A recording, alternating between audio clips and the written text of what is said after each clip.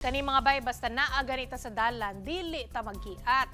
Og sa mga ginikanan diha ato yung bantayan atong mga anak basta naa sa gawas. Kay naay usa ka batan-on sa Cebu City nga naguyod gyud og motor kay mura og nagduwa man og tubig-tubig diha sa pagtabok sa kalsada.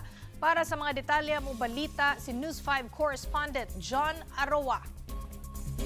Tan-awa ning kuha sa CCTV at tubangan sa usa ka universidad sa Cebu City adtong Sabado sa tungang gabi. Makita ning grupo sa mga batan-on nga naglakaw-lakaw kilid sa dalan. Nihunong sila kadiyot samtang padung mutabok, pero bisan og naka-go signal pa ang mga sakyanan. Ang usa sa ilaha kalit lang nga nitabok nga murag nagpatentero sa karsada.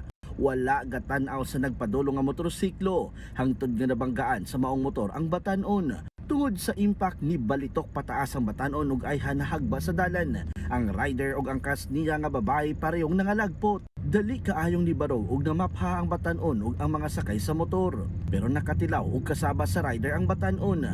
Maayo na lang nga wala ray naggrabihan sa ila ug nagkaariglohay lang. Naipahimangno ang kapulisan bahin sa nahitabo. Kita na to nga naay mga kabatanunan nga nagduwa-duwa sa kalsada.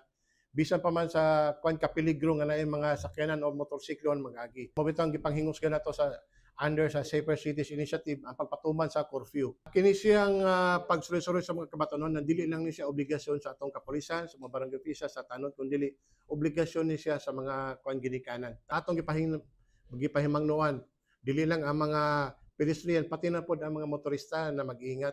Nagbalita gikan sa frontline, John Arua, News 5, Visayas.